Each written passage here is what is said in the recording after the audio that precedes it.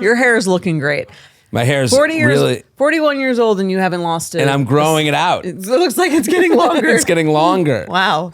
I'm gonna give it away to a man in need. You're gonna be like one of those they make male extensions. Yeah, out of my human hair. I'm gonna. Yeah. My mom, cut it. It is so funny. It's impressive. My mom, sometimes I have to look at my mom and go, well, other women that I want to fuck like it.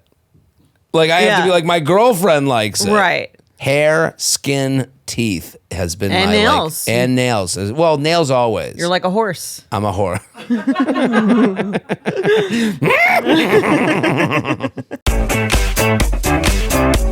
Hello and welcome back to the U Up podcast. I'm Jordana Abraham. And I am Jared Freid. It is so good to be here in studio with you, Jordana. How are you? We're back. We're back. In studio. The bitches are back. Hi. Hey-o. What's going on? How are you? How are you? How are the Twisters? How's Mike? How's Ron? We're all good. I would say the thing about new parenthood is like it's just a lot of the same shit over and over and over again. Repetitive. So if you're someone who likes just kind of like a routine, like a heavy routine, yeah, it is all routine. If you like deviate from the routine, like you have to pay in one way or another. How do you have to pay? Like if like the nap gets screwed up, your night's screwed up type of thing? If the nap gets screwed up, then the feeding schedule's screwed up, then then they don't sleep properly, and then you have to make sure you feed them on time so they're not angry or fussy. It's like a lot of they're getting big. They are. I saw the picture the other day and I was like, oh, they have like baby cheeks now. Like they have like the big fat cheeks. Yeah, they're like real people. They look like real people. Like sometimes I look at them and I'm like, you are like a real like child. You almost like you look more like a child almost than a baby. Blob. Yes. Yeah. And that's great. I think like it's sort of it's nice to get a lot more from them. Like they giggle, they smile, they are sort of interacting with each other. They're starting to be interested in Ron. I'm interested in that. Yeah. So they're starting to take notice there's an animal in here. Yeah, like they're smiling when he's like sniffing them. And how's Ron doing? He's a little better. He's getting better? A little bit. I think he's chilled out. He's not like I don't know if it's the neutering or whatever it is, but it's definitely the neutering. He's like I think he's like they're getting along. Okay. Yeah. Listen, the family's gelling. I like to hear that. He's still annoying. He still has diarrhea from time to time. So do I. Oh, you know. I'm still annoying. I still have loose bowels. Ron and I have a lot in common. That's true. You go to the bathroom though. I mean, like I sit there. I take a moment. Yeah, but like Ron will just go wherever. Well, last night I was getting the guest room prepared for my sister, Dr. Naomi, and her family that are coming. They're all coming this weekend. Yes. Oh my God. And I told her I'm sleep training the babies, so bring your white noise machine, because it's happening and your room's right next to theirs. But we went in to like move around the sheets and stuff, like change the sheets, and just noticed a week-old diarrhea shit from Ron. A week-old diarrhea shit. Oh yeah. That's not like a lot. You didn't smell. The house is huge. You didn't smell it from the other wing of the house? I couldn't even smell it when I was like in there. It wasn't that maybe it was because it was a week old and it was just hard. It was like hard. I guess Ron and I don't have a lot in common. That's what I'm saying. There is a difference. I had to really get in there and scrub it out. Really? I mean, yeah, it was like melded. And then you can't after a week, and it's like been hot. Like and you can't even. It's melded. Thanks for ruining everyone's day. It's melded into the floor. Hi, I guess it's. I mean, you can't even yell at Ron for that. He's like, "It's a week ago. You missed out. Like, you can't yell at me." He didn't give a shit. Yeah, he was like, should have cleaned this room earlier. Right. Well, I'm happy he's doing better though.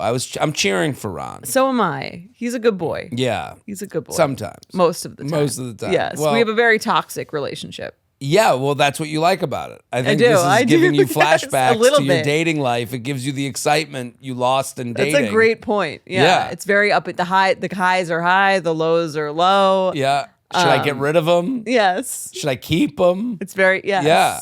Should I keep him? Should I get rid of him? He keeps trying to sit on my face. It's a very just like your 20s. Exactly. How are you? I'm well. Big week for you. Big week. As a first-time author. As a thank you. As a first-time author. I'm excited for you. Huge week. If you're listening right now or watching on YouTube, the book is out. It's out there. You can and go this to... is still an important week because it is the first week. Is it? All of the...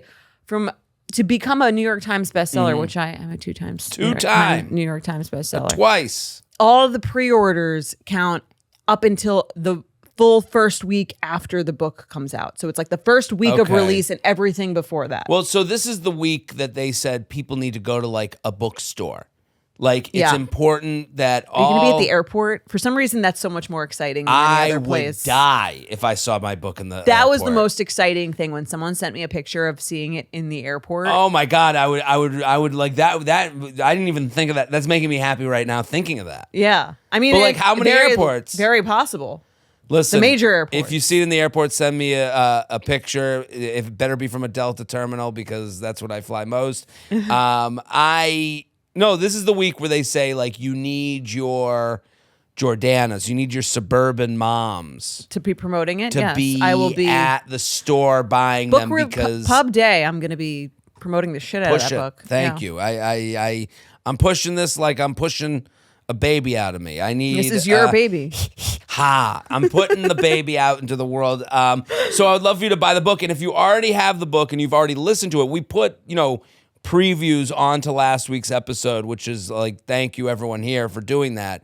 But if you listened or already read it or reading it and you're enjoying it, here's my ask: get it for a friend. You're probably finding out that it's a little bit more heady than maybe you thought it was. I've gotten a lot of feedback.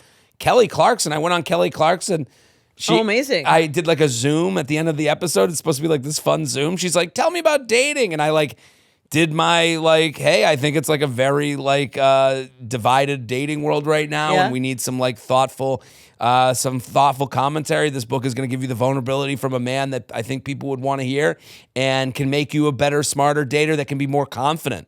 Like I really do believe you can make more confident decisions, knowing that the other side isn't thinking about you that much. You can do no wrong is really what this book is to tell you. And what did Kelly say? Kelly was like, she stopped. She goes, oh, okay. She was expecting me to be like, fuck you ladies, well, let me see your titties. I think she thought I was going to come on and be a total mess. Okay. She even messed with me. I came out and I go, my dad is really excited for me to be on, which he was. My dad is a huge Kelly Clarkson fan. Okay. He was like, you going on Kelly Clarkson? You got to go on Kelly Clarkson. And I was like, my dad's excited. She goes, why don't you watch? And she goes, she's messing with me. That's what you would say. Yeah, it is what I would say. That's what you would say if someone said, my friend loves your stand-up. You would say, what about you? Kelly and I are just as insecure. Birds of a feather. That's right. Well, Kelly did wait in line to go audition in front of Simon Cowell at one point. Yeah. She's got grit. I'm a huge Kelly Clarkson. I'm just saying the type of person that goes to American Idol. Yeah. You have to believe no one saw me but me. So Totally. you got to be as insecure as I would be. Right. Well, it sounds like you guys are we have a lot in common. A lot in common. Well, maybe Kelly, you missed your shot. It's too late. Well, I think she had a bad divorce or something. She can't date. This book is for her. Yeah. Is she right? Was she dating? Is she single? She is. Mm-hmm. She's single. Yeah, I think she had a bad divorce. Her husband tried to take all of her money. Well, we just talked about the husband. He's but then passed. he died, right? Yeah. Yeah. And well, take all his money. This is what happens when I don't know the story. So let me start with I don't know the story. Yeah. But I think he just got alimony. Well, that's how it's phrased when a man has alimony. Right, that's what I'm saying. Maybe he did try to take all her money, but if it's just that he got alimony, that's just a normal thing. I agree. It's here's the thing. I do feel like it makes me a little bit almost anti-feminist, but I do think it's losery for men to get alimony. Listen, that anti-feminism kind of usually doesn't go in that way. Right. To be hateful. It should be. Feminism is the equality of men and women. Sure. And at its everything. And so I think that this statement is anti-feminist, but I do think it's losery to take. No, in the same way I want men to pay for the date. I think a guy should pay for it. It's the same thing. Yeah. And if I heard a guy was getting alimony, I'd be like, dude, tell me about that. I would give me how that goes, how you feel. Do you get a check? I would have so many questions. Yeah. About how he feels about it. If you were a man like a loser? and you were getting alimony. Right. come on. But if you're like a teacher and you're dating a financier, a woman yeah, who's... I mean, again, I think it's like it's a disordered thought in my head. Like, I don't think it's right, but I do feel that way. It's a disordered thought that I'm with you. Like, I agree. I agree. Right. Like, I don't think it's right. Like, I do think if a man, makes less money and is taking, helping support a woman in her career ambitions, like he should be entitled to that. But the thing, it's going to be mentioned, right? Like, I mean, my dad does that shit. I don't love the idea. If someone's at this is something that, like, again, like this podcast, this is the premise. Uncomfortable conversations had comfortably, like, yes. In the dating world, these are uncomfortable things. But like, if my dad sees a guy that he knows that is at the club, and it's the wife who is the reason they're at the club, it gets mentioned. Sentence 1. That's the one he's saying. He's like, oh yeah, the wife's the one that, right. And it wouldn't happen for the guy, no. They which is crazy because men and women do, I think, make almost the same amount of money these days. I'll let the commenters come for you on that one. I don't know what the stat is. I think it's headed more than it was. And in many relationships, women make as much or more than right. Men. Well, yeah, that whole thing I think gets taken over. That being said, I still think it's lame. Like, I don't know. Right. I think it's an archaic view in my own mind. I'm admitting to that. That's also in dating, the ego of a man is not really taken into account when it's being punctured, because it's a punch up. Mm-hmm. So people are like, yeah, fuck him. But it's like, yeah, you're saying fuck him. Like, if someone was going to make fun of a man getting alimony in this case, I think the internet would allow it. Yeah. Like what's allowable to make fun of and what's not allowable. Mm-hmm. The internet would go, yeah, fuck that loser. He's got a small cock and he makes no money. It's like, and everyone would go, ah! And no one would think that was a easy take. But it is an easy take. It is. So it's like in the same way that if a man made fun of a woman who didn't make a lot of money and had to get alimony, you'd look at that man making fun of her and go, you're being a piece of shit. Right. No, I agree. Do you know what I mean? This is the thing that our brains are having trouble dealing with in 2026. And I think there are certain circumstances that exacerbate that feeling. Course. Like the Rachel and the Bachelorette, Rachel Lindsay with the chiropractor. Yeah. They have no kids. Yeah, no kids, weren't married that long. Right. And he was getting alimony. If you're paying alimony to someone who's under the age of 50 and you had no children, I do feel like that's okay. I think there's a few women out there that are turning off this podcast. I kind of think in either direction. Listen, I'm with you. I just because you're a chiropractor. You have a degree in something. The more right, you can support yourself. You have a degree in snake oil sales. Yes. Yeah, no, I've gone to a good chiropractor, but no, I'm with you. It to me, it's the most interesting part about the conversation right now is you're allowed to make what's seen as a brave take that's not that brave. Right. And I guess I just named one. This is one, a very specific one that actually, we should talk to Kelly Clarkson about that. I would, the alimony, I would do anything to talk to her about her divorce. That would be, it would be funny if you got on and that was was it live? It seemed live to tape. Her reaction, if I was like, so how you do it? You're gonna need the book. You're divorced, right? What if I was like, she was very cool. She seemed cool and respectfully. I know he passed, so I know there's a whole thing. Again, we know very little. We know a corner of this story that someone who knows the whole thing could be like, this is the most horrific take anyone has ever heard. So knowingly, we're talking out of her ass. But I'd never watched her show before. She's swearing. She's doing a daytime show. I was like, when something's on TV for a while and it has its audience, you have to respect that it has its audience. I would never talk shit on Kelly Clarkson's show, but I just think it was interesting to me. I'm like, oh, she's doing kind of a different thing. This good for her. Yeah, this wasn't Rosie throwing the cooches. And she's created this long-term career for herself, which has nothing to do with singing. She's an unbelievable voice. Yeah, unbelievable. I mean she was the most famous American Idol winner of all time. Number one, the first one. I watched that whole season. I watched too. I think I was in 7th grade when that came out. Yeah. And I had a friend who was obsessed with her. She would vote 75 times. And we're 12. So like, that's all we had to do. That show comes up to my, I think of a lot because I think of it when it comes to giving your opinion. Simon Cowell. Well, Simon Cowell used to have the most he made the show. Thoughtful. He made the show. So I think about this a lot. I don't know if I've said this here, but the audience of the show would boo him. He would give like a thoughtful take on like someone and whether they could make it. I mean, he was a little harsh. I think he was a little harsh. He may have spoke harshly, but he never, I thought in the beginning of that show, I always, like, his opinion was his opinion.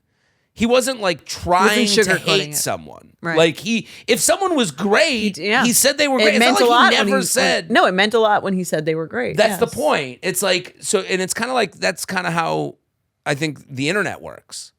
Like if you give a thoughtful opinion that is your own, that is, if you're not lying, then that's the opinion. Yeah. I mean, it's a no from you, dog. Thank you. That's all to say. As the great Randy Jackson would say. Well, but I'm saying like, so when I watched Simon, these people in the crowd would boo him as he's like, I just don't see how we're going to sell you. And your voice is off. And he was giving, and it's like, he would do that, but sometimes he would be like, garbage, worst thing I've ever seen. Like he would sometimes that. What? Yeah, but I'm saying like that wasn't. But also that what made the show. It made the show. You had the balance. If that was the only part of the show, I don't know if it would work. But Totally you had the agree. Paula being like, you needed someone gushing. Yeah, someone like just who was like polite and sweet and like, and I'm so sorry, but like I just don't think I can. And you needed the audience, like Mr. Wonderful. Totally. Yeah, Mr. Wonderful's the same way. People Mr. Wonderful really don't like him right now. Mr. Wonderful is the Simon. Yeah, he's the Simon. Why don't people like Mr. Wonderful? He's building a data center in Utah, and like he is Mr. AI. He's out in front. He's taking. He's doing interviews. everything. He's he doing was in that movie. He was really good in that movie. And Marty Supreme. Yeah, I didn't really like Marty Supreme, but he was good in it. And people are saying he's bad in it, and I'm like, well, that's again, those to me, the people saying he's bad in it are the emotionals that are in the audience of American Idol. Like they just don't like him. Right. And you go, well, no, he's good. Like he's playing this part so well that you still don't like him. You did really like it. Well, like right. When he liked the idea. Well, and also I will take 25% in perpetuity. He loves in perpetuity. In perpetuity. Loves it in perpetuity. Loves it. All right. Well, what do we? Oh, so you can buy the book. Buy the book. Give it to a friend. I do think the book will help a friend, a coworker, a brother, a sister. This is breakup season. Oh, it is. This is breakup season. Someone who just got dumped. Give them this book. It's also get back out there season. Yeah. Sorry to give it a more positive spin. Well, I'm saying like it's a great time to be broken up with. Yeah, I think if you're going to break up with someone, the kind thing to do is to do it at the beginning of summer. Absolutely. Well, the kind thing to do, right? It would have been April. Sure. And then you can get in shape. Yeah. And like feel good. And now you're like coming out of the cocoon. That's true. And this book is gonna. And again, we have my summer challenge: the 12 struts of summer. Yes. Walk with a friend. Walk with a friend. 12 appointments, and 12 walks. Partner. Go with their partner. So let's do some emails. You ready? I'm ready. Also, I'm on the road. If you are out there, I have a book tour. Is the book tour right now? This is when it's out? When does this come out? The 10th. Holy shit, I'm on a book tour right now. Wow. How's it feel? It feels great. You're on tour. New York. New York was sold out. I'm sure that was a great show. Then I did Boston. That was last night. Tonight, Philly. Philly, DC, Chicago, and Denver. It's an interactive thing. If you want to talk about your dating life, if you want to send in your dating profiles, you want to send in your screenshots, I'll go over with them. Icky or picky, red flag or deal breaker. We're going to do them all. It's going to be coming? Emily is coming to Philly. Okay. So she'll be there tonight. And then she's coming to Chicago. Okay. Because my brother and Ruthie's going to moderate Chicago. Oh, fun. So that's my brother's wife is going to moderate great. Event. And then Denver, she's not going to come. Yeah, it'll be, I'm very excited. The book tour. Yeah, the book tour is just like it's a chit chat. It's like we're hanging. Yeah. So I'm going to be very personal about the book. We're going to talk about, a big part of the book is describing what type of alone you are. Right. Upbeat. Yeah. we really get everyone into a tither. Everyone starts crying. And then we go through what kind of social anxiety you have. That's right. And then which antidepressant is right for you. That's right. You just nailed the whole first 20 minutes. And then you leave with a signed copy of the book. That's right. And then we take a picture together, all puffy face. All right, let's get into it. What are we talking about? All right. This email is a tough one. I like Gonna this email. admit. I like it. All right. Hi, J&J. First time, long time, huge fan of not just the pod, but the whole J&J cinematic universe. Love Whoa, the J&JCU. the JCC. The JCC. Looking to get your perspectives on a potentially iffy first vacation with my new boyfriend. Here are the details. I am a 35-year-old female and my boyfriend is a 41-year-old male. We met on Hinge and have been dating for 7 months total. 4 months officially, boyfriend and girlfriend. We are both looking for long-term relationships and want to have kids. I haven't had many boyfriends and this is my first official relationship in nearly 5 years, so it's feeling very new to me. She's out. She's out of the cocoon. She's here. She's here. Love it. Meanwhile, he has had a handful of long-term relationships. Slut. Things have been doing, or opposite of slut. Oh, yeah, right. Yeah. Things have been going great. Lots of healthy communication about how we are both feeling, and he's a total sweetheart. I'm crazy about him and already feel he very much could be the one. Ooh. We recently went on a week-long vacation to Morocco together. It wasn't a relaxing vacation. We were doing heavy sightseeing and day trips. It was exhausting for sure, but we both like traveling this way and planned it together. I had very high expectations for this trip. I hoped it would be filled with romance and intimacy. We haven't said I love you to each other yet, but I am in love with him and wanted the trip to bring us at least closer to verbalizing these feelings. I am too afraid to say it first. I know, I'm sorry. Don't be. But that is not what happened. I felt he was exhausted most of the time, and our meals together were often a mixture of small to medium talk and phone time. Even when I tried to steer things deeper, I don't feel he made any real effort to make conversation or create romance when there was an opportunity for it. For example, sunset dinners, waking up to see the sunrise, stargazing, etc. Nothing went wrong per se. There were no fights or tension. He was affectionate and we had sex almost every day. It just was not the explosively romantic and emotionally bonding trip I had hoped for. I found myself analyzing every moment, anxious the whole time about how the trip was going. Again, it was a very active and tiring trip, not a lot of downtime. I still love him. If I had this exact same trip 2 years into a relationship with someone, it would have been great. I just expected more passion given how new this is. So I am left wondering, were my expectations simply too high? Am I being too sensitive? Or is a perfectly average first trip this early on is a sign that things aren't headed in the right direction? Jared, what would you think about a trip like this 7 months into a relationship? Jordana, would you have had similarly high expectations or did I put too much pressure on things? Thank you for everything. Don't roast me too hard. Love, a sensitive bitch. I love this email. Thank you for writing in. This is tough. Don't you think? I think it is and it isn't. I feel like there's been some steps that have been missed here. Okay. What do you think? I think like this is one of those situations where someone has very high expectations and hasn't voiced them. It sounds like she hasn't said she's voiced them. Right. When you don't voice an expectation, you are, whether you mean to or not, you are testing someone to see if something comes naturally to them. Right. And so I think you're confusing hope for a plan. Exactly. Right. So she's like, I was hoping it would be this extremely romantic, stargazing, whatever thing. And I'm like, yeah, in an ideal world, maybe you meet someone who just is exactly the way that you want them to be. They know your thoughts. Right. They anticipate what you want in every action, like the perfect partner. That's not real life. Right. And the problem is she knows that her expectation or what she would hope to happen is like, she's not like letting that be something. She's not like letting it be rational.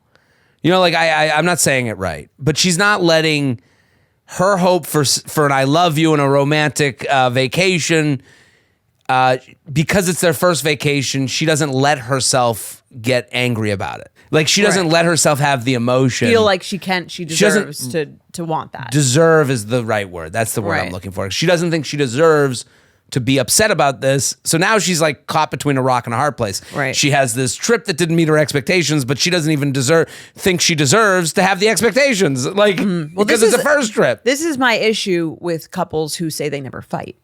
Because again, and I use fight, the term loosely. I think fight can mean a conversation where you are An not argument, pleased. a discussion. A disagreement. Yeah. A tiff, if you will. This is not an ado.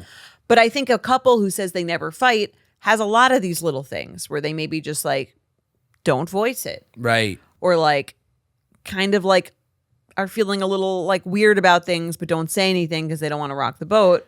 I'll give you an example. I'm just texting with Emily now. I'll give you an example, and I would have handled it differently in another world. And again, I'm giving myself to a relationship, so I'm not trying to. I'm comparing, but I'm not saying that someone who wouldn't do this. Right. I've been the person who didn't do this, but today I have this like whole long busy day, like, and I for the book. There's all these podcasts, all this press, and Emily's driving from Philly to Boston, and she was like, I could stop along the way in New York and spend time. We could do dinner, and then I could go drive at night. And I'm like, and in my stomach when I ate that, like I want to see her all the time, right? But I also was like, I'm on this.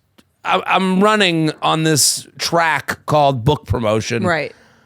I think if I get off it, I'm not going to feel great, and also I'm also not going to feel great about sending you off to drive into the night. Like all of that sounds. It sounds half like good, right? Where someone could hear that and hear, "Don't come. I don't want to see you." That's and someone could hear. Totally, but that doesn't mean that's what you're saying. And that's not what I was saying. And again, it does feel like I'm saying don't come, but my feelings don't match. Right. Don't come.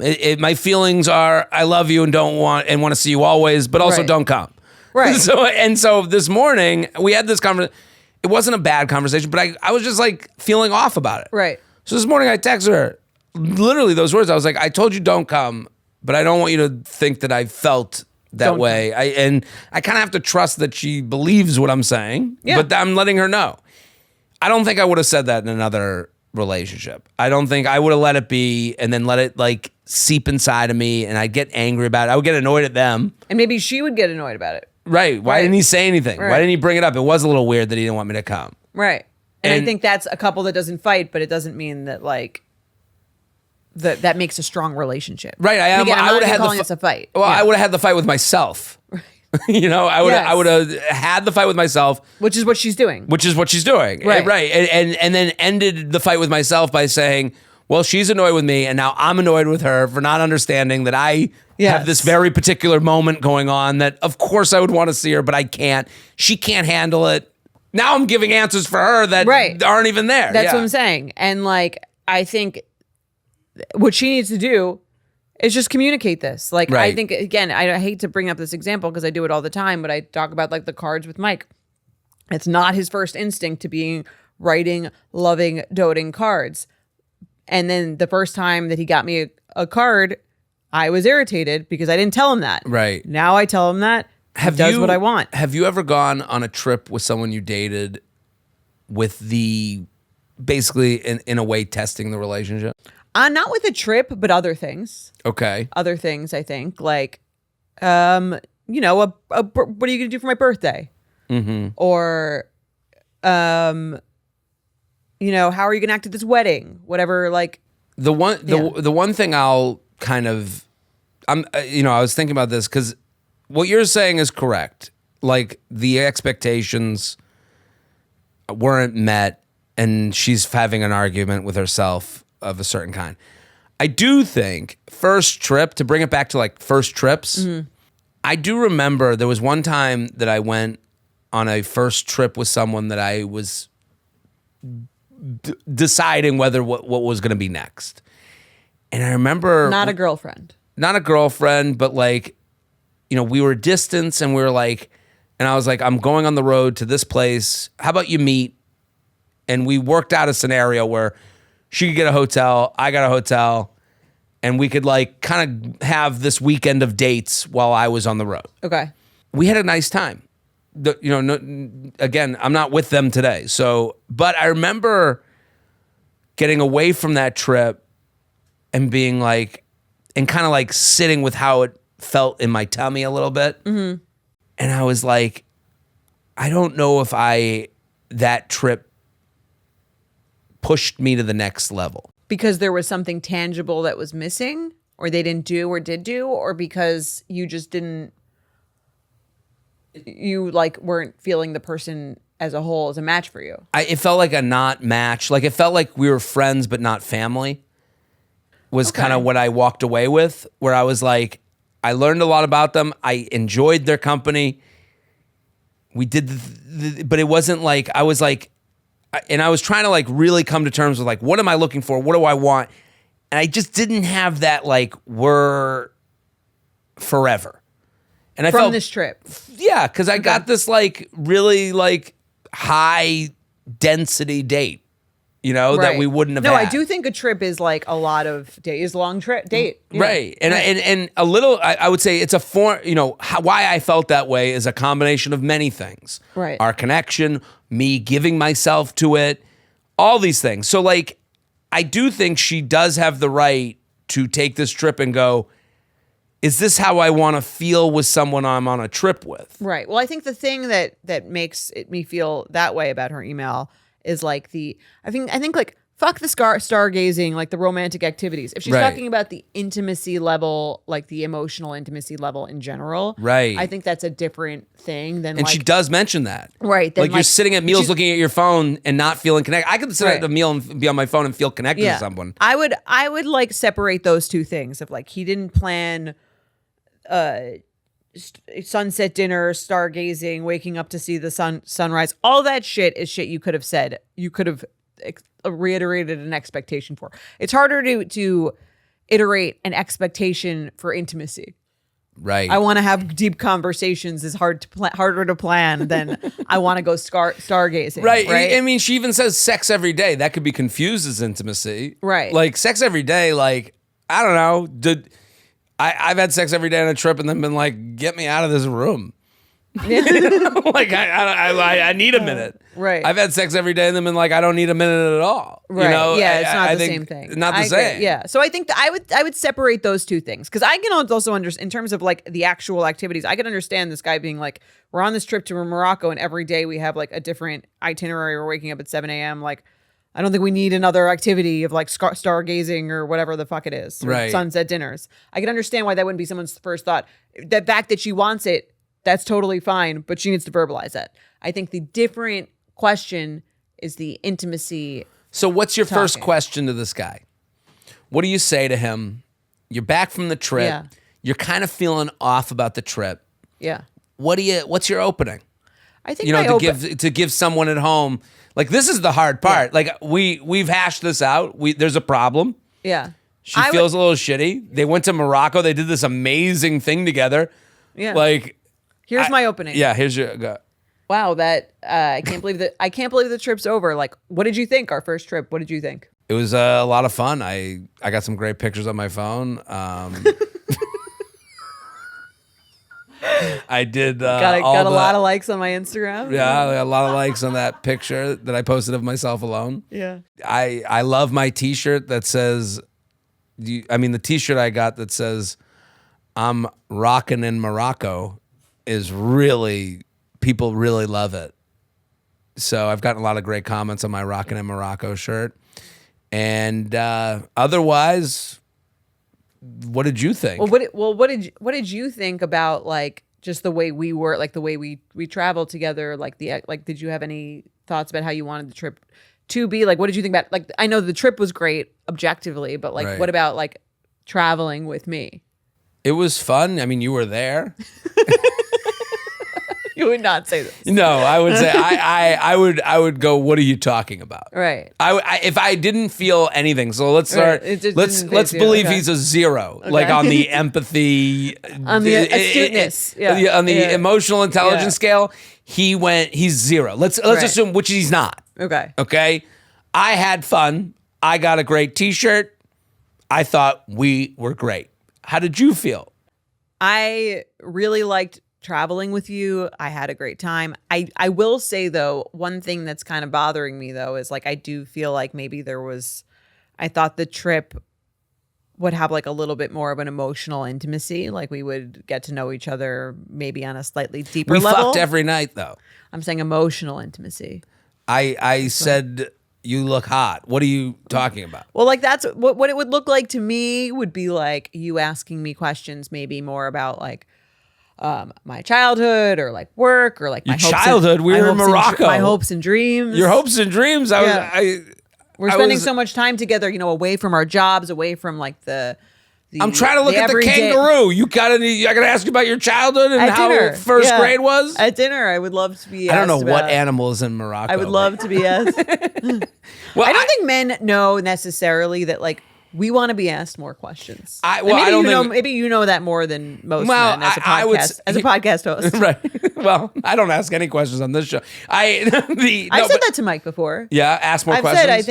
I think when I talk about my childhood or if I talk about something like it would make me feel like you were more interested and engaged and we would get to a deeper level if you would ask I didn't say this. I think I've said I feel like you should be more curious. And then he would say, like, what does that look like? And then I would say, you asking me more questions. As a defense to guys, we, and you know this about me, we don't like to ask about the past. Yeah. We don't like our own past asked about. Right. That is not something we bathe in. Something very foreign to me. Totally. And I think that's been a good reveal of this podcast. How uncomfortable it makes me feel to ask my parents about, like, how they met. Like, I have... No. Right, that seems so crazy to me. And my brother's the same way. Ruthie says that about my brother. She's like, I had to like ask what country your family's from. Right. I had to ask Mike. He did not know what his grandparents' names were. Right. Like first That's names. crazy. Well, I mean, for this person and for anyone at home who's like, I didn't have the intimacy I wanted. Well, you're asking for something that a lot of men, me, Mike, Harry, are avoiding themselves. Yeah. You know, so, but I would say, to give you feedback on this talk that we're hypothetically having for her, I think asking, I didn't get the intimacy I wanted. I don't know how to help that. It's hard. Again, it's a little bit less.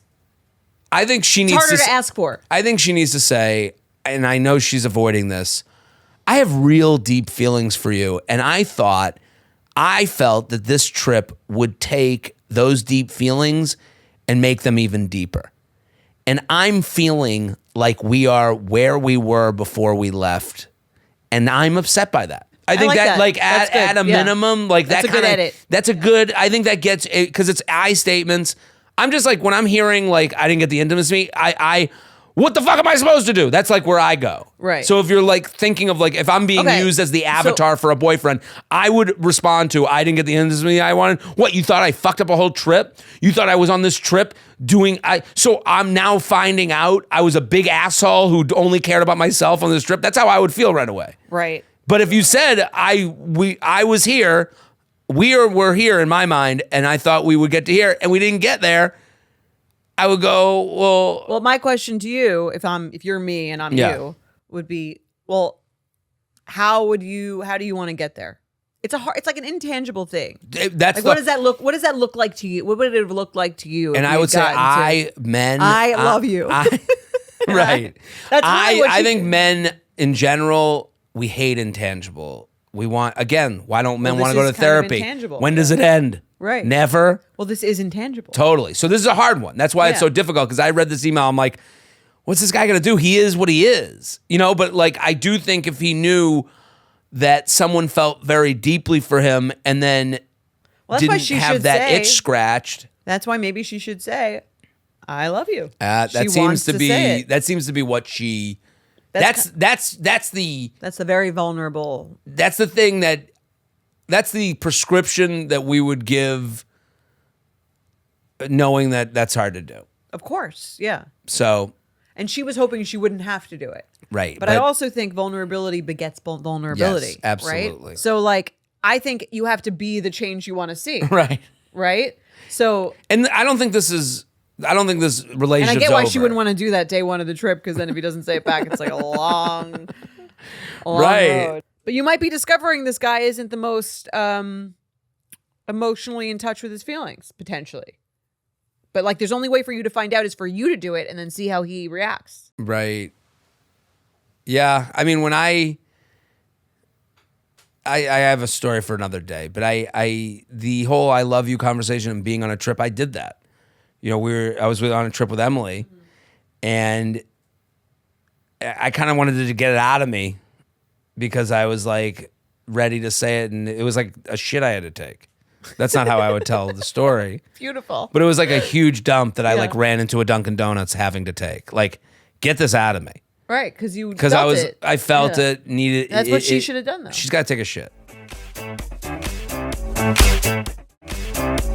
All right, let's do an icky or picky. Nothing like that for the first trip. Okay.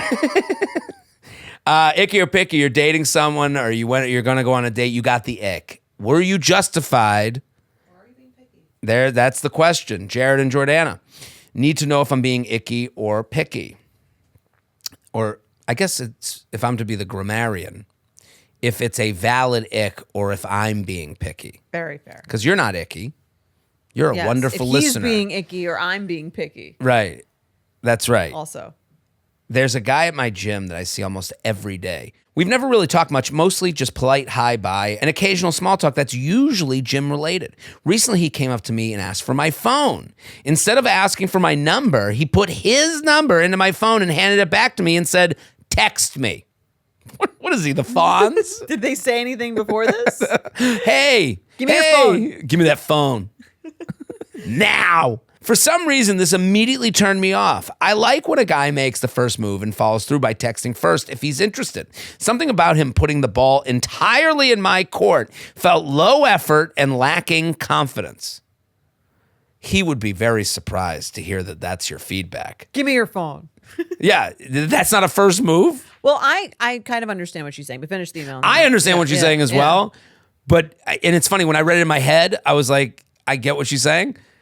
Reading it out loud, he walked over to you in the gym, said, give me your phone. Like, I don't think there's a more confident move in the book. Put his number into your phone. Well, maybe a more confident move would be walking over to you and saying, can I have your number? Yeah, I guess that's, but I guess that's I guess physically, what he did is very confident. Right, yes. Approaching anyone in public is very confident. Right. Yes. So my friends think I'm overthinking it and that he was probably just trying to be respectful and not pressure me. I disagree with your friends. Give me your phone is not really respectful. Well, I need to know like how this was actually. But now I'm less interested than I was before, icky or picky. I would be turned off just by the nerd of it all. Like, give me your phone? Give me your phone. I'm sure there was when like it some finessing before that. I'm sure it wasn't like walk over, can I have your phone? Put like no talk. No I'm sure warning. it was like, oh, like we should, like maybe we should do something. Give me your phone. Oh, man. Okay. Well, what's your weekend like? Right. Maybe we should do something. Yeah. Well, give me your phone. Let me. Yeah. I think there's a smooth way to do this. My other thing is I also think context matters, right? If this happened at a bar, I would be turned off equally, I think. Equally turned off by this. This is at a gym. She goes every day. He goes every day. He's trying to not be creepy and like be like making you uncomfortable and making you feel like if you reject him, then you can't come back to this gym. So he's putting it in your, I think he's like showing you he's interested, but putting the ball in your court, so to speak, so that if you are not interested, he won't be coming off as like guy who made you uncomfortable at the gym. Right. And that's me maybe like not thinking about how You're disgusting giving him, men are. You are giving him tons of empathy. This idea that he thought that far ahead. When I heard this, I was like, maybe he thought he looked cool. Okay. Like, hey, let me get your phone. I think Do guys think that that's cool? I think that they would think it's smooth. Like the idea that like this girl at the gym that you have a hi-bye relationship with. Right. Hey, how you doing? Good, I'm good. What are you working on today? Buys and tries. Cool. Hey, what are you up to this weekend? Oh, I got some friends doing like a birthday party. Let me get your phone. If you want, I would love, would love to go out sometime. Can I put my number in your phone? Shoot me a text if you ever want to make that happen. I think that's him thinking that's. I don't think he's. I wish we could have seen the interaction. Right. We'd like watch on it camera. we'd watch it like two National Geographic reporters in the Serengeti. Right. Just these two animals in the wild. I will say, I think it's one of those funny things. Like if he's doing what I'm saying, I think that's very nice. Yeah. I don't know if he's doing that. You're a man. Could be Maybe you would know more. explained that way, but I think it's more. I think most things are more like I think most things are more a result of the opening you're given. So we all go the path of least resistance. Right. And most men go the path of least resistance to fucking. Okay. So, and I think... So mine is the most generous take. What's the least generous take? The one I just gave, which is actually pretty nice too. Hey, nice to see you. What's going on? And then he saw that the conversation took it in a way where he could put his number in your phone. Okay. And he did that hoping that you'd text. The least generous take is he's trying to be the coolest guy on earth. And he's like, hey, baby girl, give me your phone. You can text Johnny Hot Rod anytime you want. Like, or is the least generous take her assessment of the situation, which is that he's like trying not to put in any effort and see if this girl texts him at late at night and he can totally. I would actually say that's the least likely of scenarios. Okay. That he put it in, again, not that thoughtful to think this is a way to make her feel safe. But, right, on the both ends of the spectrum, there's, I took this approach because it made her feel safe. I don't believe that. The other end is, I took this approach so that I could not have to commit. So yeah, right. Right. I think the answer's in the middle, where it's cute girl I'd like to go out with. This is the way that presented itself that was easiest to do. Right. So she's insulted by how easy it was for him to do this, I guess. Well, I would say, can I have that he didn't ask for her number and be the one to reach out. Well, right. And if I were him, if I heard my feedback to, like, he's connecting with a stranger at the gym, which I do think is like the most difficult of entryways. Well, it's also just like, it's one place where you see someone where you're going to see them all the time. Right. He took a chance in a certain way. It's risky. So the idea that he took no chances is crazy. Mm-hmm. I just think if I heard the feedback was like, I like a guy who makes an effort to this, I'd be like, you're being a pain in the ass. I think she's being picky. Because all she has to do, and she can still, I would argue, I can't tell her how to feel, but I would argue she would still feel pretty good about it if she texted him, hey, here's my number. It was great seeing you today. Just want to make sure you have it. And then he made a date. Yeah, that would be fine. Totally fine. You don't have to say, I don't like when a guy doesn't approach me. He did approach you. And you don't have to ask him out. Right. You don't have to ask him out. You can say, I just want to make sure you have your number. Listen, if he texts back, so what's your plan this weekend? I might be out this Saturday. You should shoot me a text. It's okay to be turned off by that. Right. It's okay to be turned off by anything. But I'm just saying, I would say right now she's in the land of picky, and it's a little bit dating. You're doing your dating blog for us. Mm-hmm. Like, there's a point where it's like, let it fucking go. We're all going to have to do versions of things we said we would never do. Right. And again, you don't even have to do that much. You can still make the ball in his court simply by texting him your name. Totally. You could have a version of what you always said you wanted. Right. You just, right now, you're not even letting that version play out. I agree. Picky. Let's do another email. UUP@betches.com. Keep sending them in. I'm also on the road. If you're listening this far in, you must love this show. I'm going to be in Cleveland doing stand-up. West Hampton almost sold out. Nice. Is there still a ticket for me? You're good. Okay. You're good. Twisters will have to be on your lap. Okay. They're not coming. Don't worry. All right. Miami, Red Bank, New Jersey just got added. Foxwoods, Portland, Maine. I also just added another Long Island show. Paramount coming back. Oh, I should see you at the Paramount then. Okay, I guess Jordana's putting it off. I mean, that's that's right down the street. Another weekend for me to stay at the at the compound. Actually very close. It's not. Well, I wouldn't get to use the pool. It's going to be in October. Okay, we can use the fire pit. Yeah. In the solarium. Let's do another. October. You are coming in October. Yeah. To the Paramount. I think they just did pre-order. I love that theater. All right, well, I'm definitely coming there. By that point, a special will be coming out. A book will be out. Maybe I'll be able to buy a house next door to Jordana. Maybe I'll be your neighbor by that point. You never know. All right, let's do it. I will read our next email. Hi, J&J, Feather, and thanks for all that you do for us daters. Mm-hmm. I'm You're writing welcome. I'm writing in about a relationship issue that may qualify as either a red flag or a loyalty rewards program gone too far. Okay. My boyfriend and I have been together for 4 years and living together for almost 3. He has a full-time job he genuinely likes, but 2 years ago he picked up a part-time job at a large home improvement store. Okay, he works at Home Depot. Somehow, this side gig, Part-time. This is okay. yeah. Somehow this side gig has evolved into him working 35 to 40 hours a week there on top of his full-time job. The issue isn't really financial. We don't share finances and we split housing costs 50-50, but we live comfortably. He insists he works there because it makes him feel productive and gives him something to do on the occasions when I'm busy with social plans with friends, at the gym, running errands, etc. He says he'd rather work than just sit at home. But at this point, it feels like our relationship gets whatever energy he still has after over 80-hour work weeks. We rarely eat dinner together or walk our dogs together or spend meaningful time together at all. He isn't home enough to help me with things around the house and has started numerous home projects that he hasn't finished due to lack of time.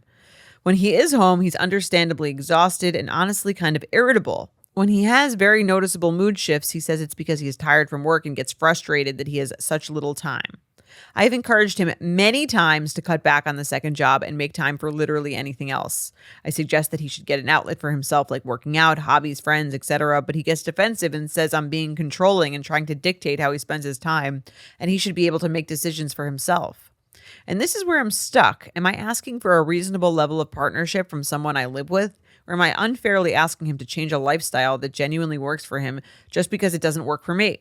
Basically, how do you know when this person is just very hardworking turns into this relationship structure is incompatible? Sincerely, a bitch whose relationship could use some home improvement. Something smells off to me here. It's so interesting you say that. I love this email. Yeah? I think this email is where this podcast is going. Yeah, Home Depot? We're going to Home Depot because I have thoughts. Because I think I kind of had read this and I had a thought that I was wondering if you would zone in on or Okay. not. Do you agree that something seems off here? There's something off, but I think that's like, you're going in the direction I thought a lot of women would go. Okay. That you feel that he's like doing something behind her back. That's one option I was thinking Okay. of. What else? I would love to hear what you think. I think that's one option. He's like got something else going on the Mm-hmm. side. 2, he's checked out of this relationship and trying to be around her as little as possible. Okay. And 3, he's working extra hours for a ring that he wants to surprise you with. And he just wants to make extra money but not tell you because he wants it to be a surprise. I love women so much because it's either he loves me so much. He loves me too much or he loves me not at all. Right. Yes. And it's unbelievable to me. I didn't even think of the ring idea. And it's V, did you think of it? Yeah, V, you too. That is in the He's working hard for a big present. we always talk about like the options of answers. That is not one I would have thought about, and it's a perfectly reasonable option because him getting irritable. I'm doing all this extra work so I can buy a ring for you, and you're complaining. Yeah. No, okay. We have to acknowledge those are 2 options that perfectly like. Straight line. 3 options. It was cheating on you. cheating. Right. Emotionally checked out and trying to be around you as little as possible. Mm-hmm. Or cheating, wants to break up with you, or wants to be with you forever and is saving up for a ring. Yes, and is the most romantic guy ever. It's unbelievable. It's unbelievable how those are 3 reasonable options to this. Mm-hmm. And I had a 4th option. Let's hear it. And I think it's interesting to me. I mean, I'm about to get really annoying. Okay? All right, let's Can hear I get it. annoying for a second? You're asking for permission, so Let me I'll allow it. thank you. I think in a time of AI and people's kind of like jobs not really being that fulfilling or giving a value, this guy, when I heard he was working at Home Depot, he probably, I do think he probably gains a lot of value where he gets to help people. Okay. He gets to like get, I'm saying of the options. Sure. He picked up these extra hours to find a way to find purpose and value. And I think men don't get a lot of value out of I'm a good boyfriend, father, husband. I think like that. I don't know if that tickles the value bone. Well, that's why it's so lame to ask for alimony. Right. What do you need the money for? You didn't even care about this. But I'm saying like, again, if I'm going to be the reasonable guy here, and I just was thinking like, when I was said on this podcast, I'm in a relationship, people were like, oh my God, we're so happy for you. I got annoyed by that. Like, I'm happy for me. I could have been in a relationship anytime I want. Fuck off. Right? But it was women saying how happy they are for me and how, and it just didn't like, I don't like the feeling. I was like, it felt like pity. It felt like that you didn't think I could be in a relationship, that I was so, but I'm saying like, if I'm having that feeling towards that, there's a reason for it. And that's bigger than me, And I think for this, when I heard he's getting defensive and you're like, what about making friends or finding hobbies? This is something that gives him purpose in this world and makes him feel like people lean on him. And she even said he's good at home stuff. Has projects at homes he hasn't finished. Well, that's and my he's issue. doing this instead. Like, I think I think when she gives feedback to it, he's getting defensive because you're coming at the thing that gives him purpose in life. I think it's worth acknowledging. I'm not saying she shouldn't have a problem with it. I'm just saying, like, if you're looking to like figure out the riddle, this might be an answer to the riddle, is that this Home Depot job means a lot more to him and his self-worth. I mean, it must if he doesn't need the money, she's saying. It has to, right? And because it's Home Depot, it wasn't like, it's a job where you work with your hand. Like Home Depot, you go in there and you ask people for help. You get help from people. There's people with knowledge. Like, it's not Googling, So you do get to feel this. You get to puff out your chest a little bit. Yeah. So I would understand that theory. That did sort of cross my mind, but she said he hasn't finished the home projects. And to me, it's like, if it's giving you a feeling of purpose to work with your hands, start at home. Right. But I don't know if you get the same. Because it's for like, other people? Yeah, I think there's a lot of things for other people. Why do people post their engagement photos online? Why do people, I think there's other versions of that people get outside validation and it feels different than the one they get inside. I do think that exists. I'm just saying, like, this is like one of those, listen, Scott Galloway won't come on this show, so he won't even have a conversation with us about but this is, I am a man, 41, living on this earth, fearful of AI and fearful of the value I might lose. Like, I want to feel valuable. Right. And I think that's something that most people want to feel. And I think the ways you feel valuable are important to acknowledge. And there are differences, and I think, so I'm saying if this woman wants to approach him with like, how do you approach this guy?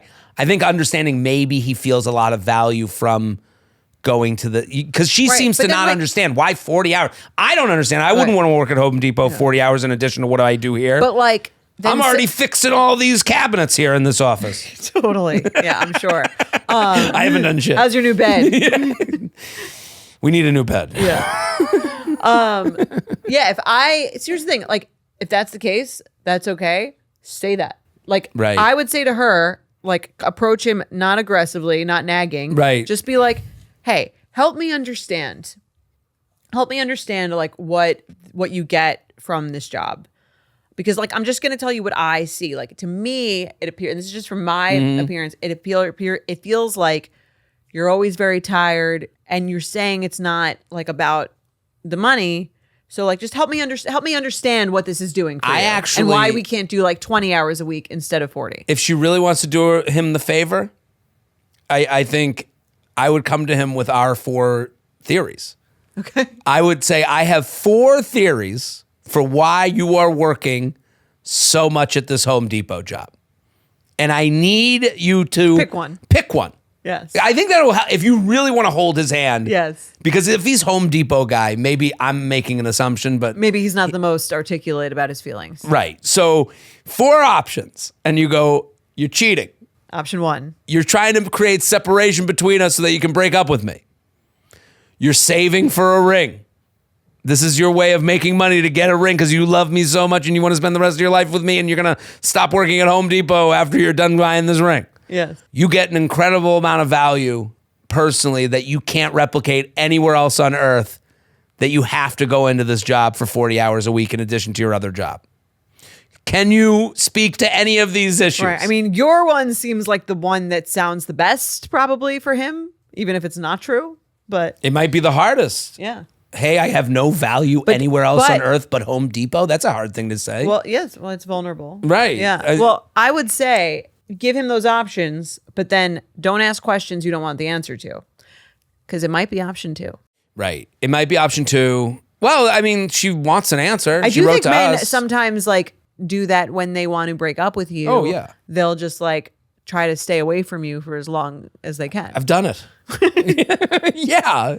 Until she says, I can't take it anymore. Like, I'm basically living alone. And he's like, well, what do you want to do? I've done it. I've done it. I've done that move, separate enough that there's now a reason that wasn't. Wouldn't that be so insulting? He got another job so that he just so that to he would not break have up to with deal him. with you. Well, yeah, no, beware of birthdays, holidays, vacations, and guy who decides to take up extra hours at work. Yeah. Those are all ways to separate or give signal to, oh my God, we've gotten more serious. I need to end it. Let's play some games. Red flag or deal breaker. We are playing the game that's sweeping the country.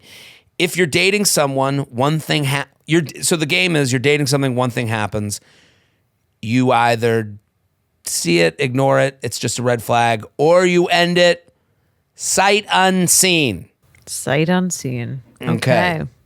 J&J, longtime listener, you guys are great. Let's get to it. My friend and I were at a bar. We were chatting with a nice girl and played matchmaker with a guy we had chatted to previously in the night. They hit it off. It seemed to be going well. We decided to go to a different bar for late night drinks and dancing. About 30 minutes into the second spot, the girl told us it wasn't going to work out with the guy we matched her with because he decided to divulge that he enjoys wearing women's underwear.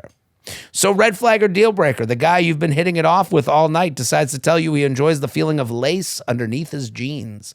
Sincerely, hope he finds his foot. I think if you're not into this, it's not for you. Right. If you are into this, it is for you. Can you imagine? You're like, oh, we met this nice girl in the bathroom. Oh, you're single? Oh, we talked to a guy earlier. Yeah, he'd be great for you. It'd be, we think you'd love him. And then he's got this like different thing he does.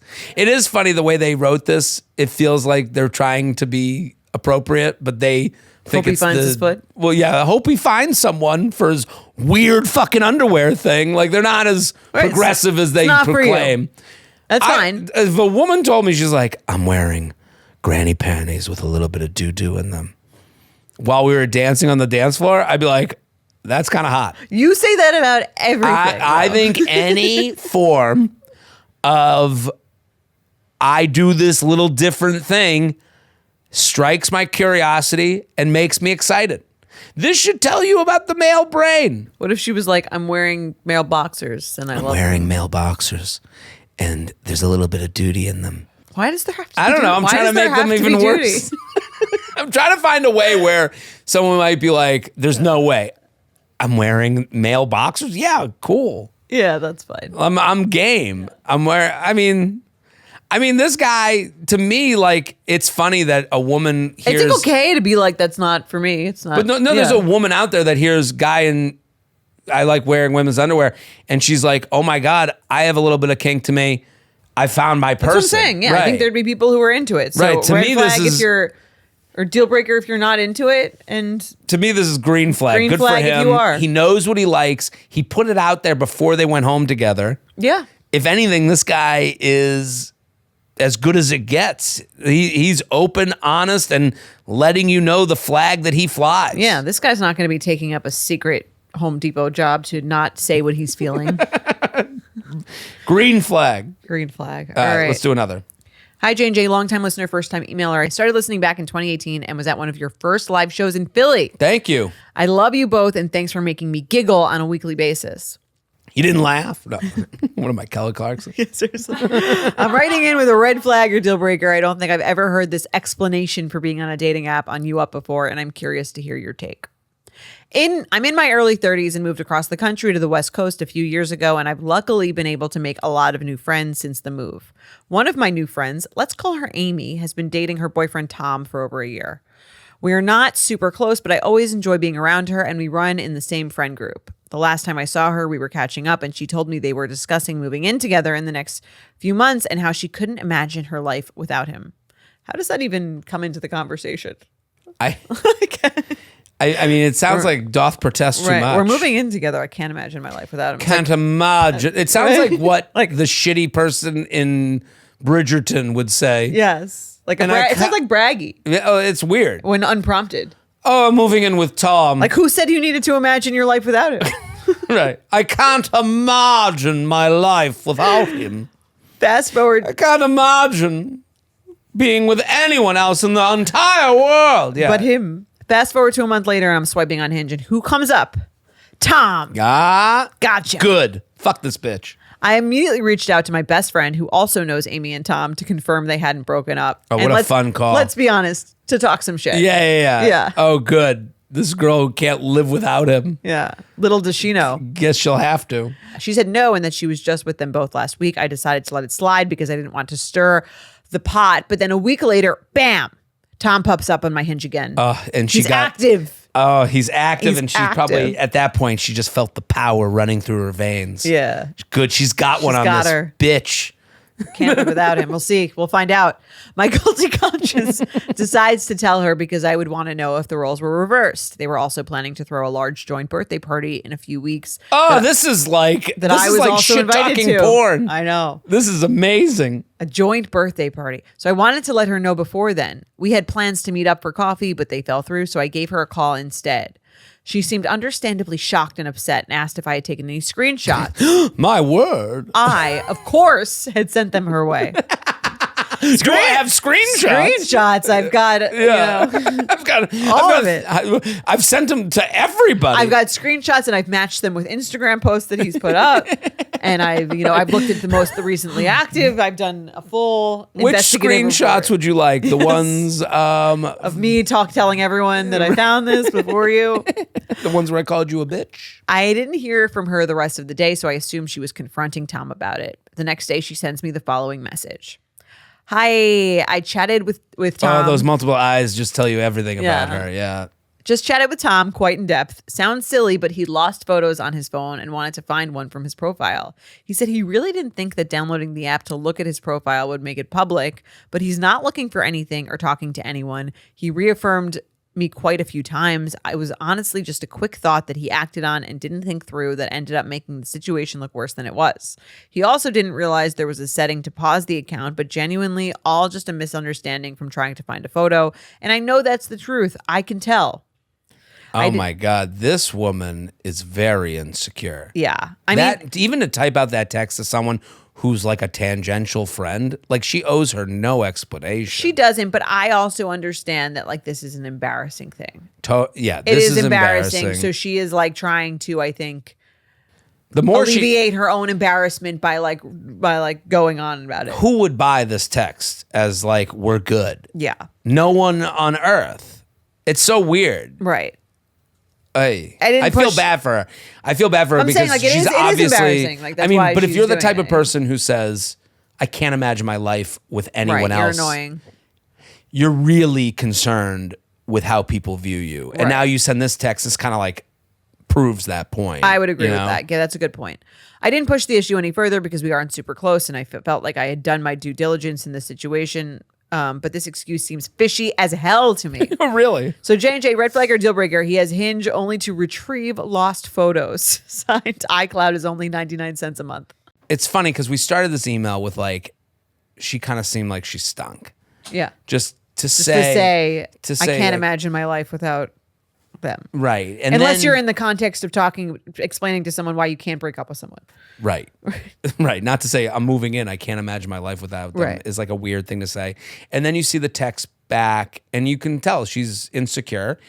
And she might have even said that in the beginning because she was insecure in the relationship. She's trying to convince herself everything's good. I can't imagine my life without him.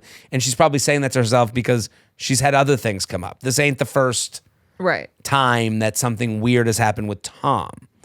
But now I feel bad for her because I can't even think of. Listen, you can have a profile that's still on a dating app. I think like I've had this happen to me. Mike had that when we first. It happened. Yeah, I think there's a thing where like. I mean, not if I found out he was on Hinge now, that would be different. But like within the first year of our just dating, I think there is a sense of like you can delete the app without deleting your profile, whatever it is, like that part. This excuse is fucking weird, though. Right. It doesn't make any sense. There is not one item on the list of items that I would put together as to how I needed to find old pictures. This Right. wouldn't be one of the ways for me. Why would the picture only exist on your dating profile? The only way I can explain this is when she said she moved to the West Coast. If they're in the San Francisco, Seattle area, we did always get the feedback that there were a lot of men, but they were a little weird. The odds are good, but the goods are odd. Right. And this feels like a very techie way to go about finding old pictures. This feels like a very engineering way to go about finding old pictures, and I am the opposite of that. So, but that's me giving way. What do you need the picture for? Right. To do what with? To do, right. It's a great point. A picture of you solo, probably. Looking good. Right. For who else other than you're moving in with someone? Are you making a collage for us? Like, it's a collage. You're right.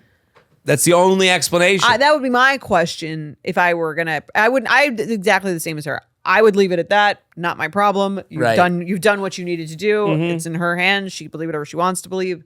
If it were my boyfriend, I would say like, what were you gonna do with the picture? Right. What's the plan here? What did you need such a good picture? I can take a picture of you anytime that looks good. That's what I would say. But this isn't a way to go find old pictures. I mean, like, I'm trying to think of like, what would I do to find old pictures? I would go to my phone. I would search the picture app. I would ask a friend I would go to a text I sent to a friend way back when, find the picture that way. Yes. This is like not even 1 through 10 on the list. If I really needed the picture and I needed to re-download the app to do the picture, I would, if I cared about the person I was dating, I would make sure that like one, that people wouldn't be able to see the profile. Right. And 2, if I wasn't sure if I could do that, I would tell the person that I was dating, hey, I re-downloaded the app to find this picture that I was on, just so you know, in case like I can't figure out how to like just get it without doing that. This is the dog ate my homework. Yeah, that's why I'm saying this guy's full of shit. Yeah, this isn't a good shit. If I were him, I would say I never deleted the app, or like I deleted the app and I never I didn't realize I never actually was able to Right. Well, I'm like deactivate the profile or whatever it was. As someone who needs pictures of themselves, like when I need pictures now, I ask Emily. Yes. So I say to her, do you have any pictures of me? Also, why wouldn't they be in your phone if you were putting them on the app? But I'm just saying, I'm trying to think of like what's the normal thing to do when I'm here not trying to cheat and I'm not trying to be single.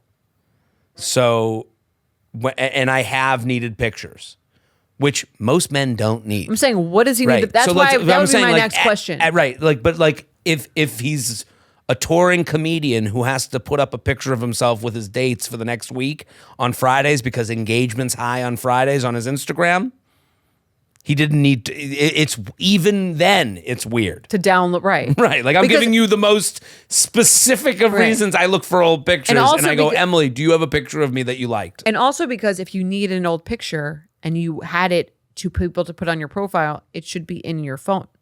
Right. Beyond that. Yeah. Right. So no one's using dating apps as a fucking storage method. Here's what she should do. No, send this to your friend who you hate. Send this to your Bridgerton friend. Last one. J&J, longtime listener, thank you so much for your podcast, as it has been so helpful for me as I navigate dating after a long marriage and difficult divorce. Well, welcome back. We're happy we could help. I love listening to people's emails and stories. I think we've had some great emails today, by the way. I want to make sure the flowers are given. Great job for writing the emails. Great job for picking the emails. These are really good, thorough, specific. We want your emails. We want your specific problems. Again, dating, relationships, single. We do it all here. All of it. Married. I love a married problem. Love it. Love it. So this is a relationship podcast. All ages. Of all age. I mean, we get them all, but I've never heard any from my age group. So here we go. So I thought I would write in. I am a 54-year-old female in Los Angeles. I matched with a 53-year-old male on Bumble. Our first 2 dates were fine. Cute, and there was some light kissing. Our third date, we went to an outdoor concert. Somehow ended up in the back seat of my car. Whoa. Love it. Teens again. There's nothing more thrilling, I'm sure. Do-wop. Doesn't it feel like it's like backseat of the car? I think backseat of the car, you're in your 50s, is like probably just like so awesome. She's got to get chills, right? Yeah. The chemistry was off the charts. Our fourth date, he invited me over, made me dinner really good. We ended up having the most amazing sex all night long. I feel like we're watching the new version of Sex and the City. It was epic and very needed, as things are very slow over here in LA when you're a female in her 50s. A couple days later, we were hardcore sexting. And just as I was telling myself, girl, you still got it, the phone rang and it was him. And I thought, yay, phone sex. But actually, the phone call was something like this. All right, you be him, I'll be her. him. Hey, sugar. Hey, you. I was just calling to see if you were free this weekend. Sure, I have some free time. How about Friday afternoon? As I'm picturing this is just her off the side. I'm picturing myself on a romantic beach date with a glass of Chardonnay. I say, sure, that totally works. Great. I'm actually getting a medical procedure. Oh, shit. Are you all right? Yes. It's actually that routine thing you get when you turn 50. A colonoscopy? Yes. I'm getting the procedure done Friday afternoon, and I'm not allowed to drive. So I was wondering if you could pick me up. Yikes. This is great. So red flag or deal breaker, the hot guy you had hot sex with asks you out on a fifth date to go pick him up from his colonoscopy procedure. Gross. Signed, I don't want to be a nurse or a purse. Almost Golden Betch. Thank you for listening. And if this question feels beyond your age of expertise, I'm happy to consult with Jared's mom. I would love to know what your mom thinks of this. I'll get it. Should we call her? Maybe I'll get a voice note. Should I call her right now? Yeah, let's give her a call. Let's see what happens. Okay. You said is she going to pick up in half a second? That's how she usually... How's it going?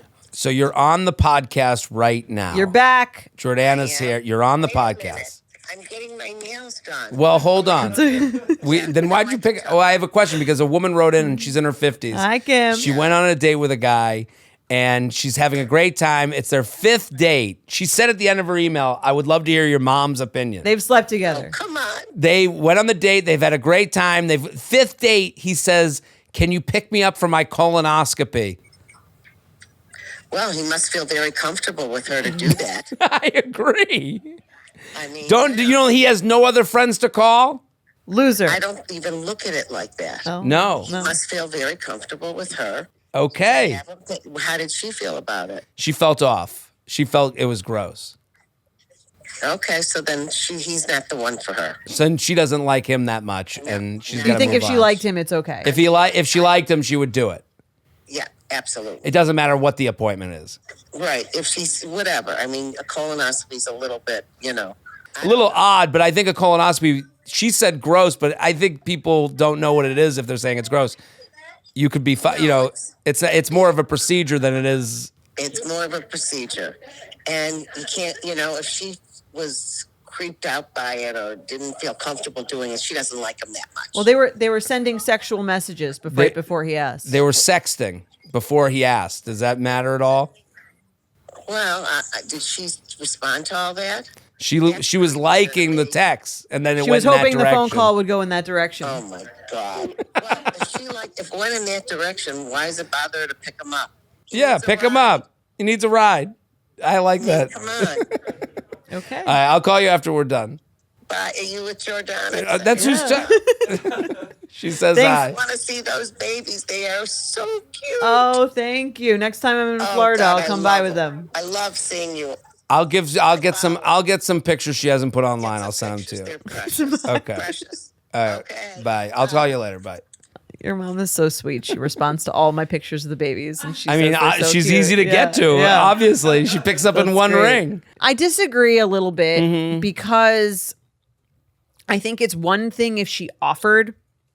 I think to be asking Right. someone, it does feel like someone who is looking to be taken care of. It's a little early for that. I think. I agree with you because he says, that procedure you get at this age. It wasn't like they'd already talked about colonoscopies. It wasn't like they talked about like how hard it is to get older and have less people to call to bring you home from something. Right. Like it didn't reference anything. Like not to feels disagree a little with my like she's mom. being used a a little bit. little bit, and you go, and then you have to wonder like how full is this guy's life? Does he have a friend in the world? Right. And I would rather because if I'm interested in someone, I'm like trying to impress them, I think, early on in the game. I think that being a colonoscopy doesn't matter. I've had a colonoscopy.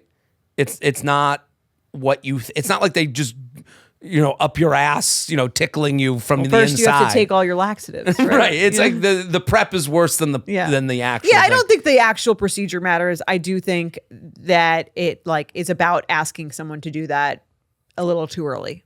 Right. And how? Because But if she offered, if they were talking about it Different- and she was like, "Oh, I'll get you," like Right. whatever, totally fine. you want a little bit of shame, even though you're at a certain age, you're sexting. I think asking to do any favor, like, would you come to my house and walk my dog? Like, I think that's like also After a a little fifth weird. date? Yeah, No way. That's what I'm saying. Like, Right. I think, and especially like in that context of like, I think I would feel weirder the fact that we were sexting before and then he calls me and asks me for this like very non-sexual favor. Well, it's almost like he probably was texting her just to get to this favor. Right. That's what it would And- feel like. Right. and I'd he prefer if kinda it was out of the used- blue. Almost. Right. Hey, I was just thinking, this is kind of a weird way to get there. Right. And it's also like, I don't like, are you free?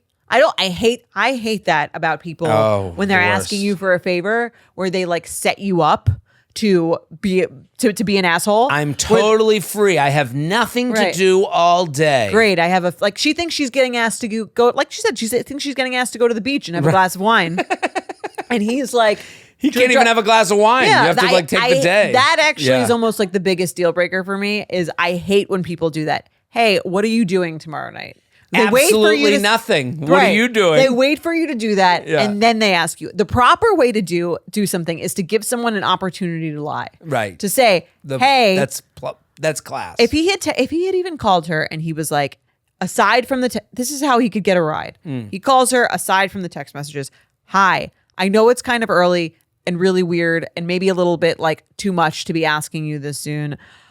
I have a colonoscopy on Friday and my daughter was supposed to drive me and she suddenly like has all these plans and she's not able to do it. I hate to ask you to do this.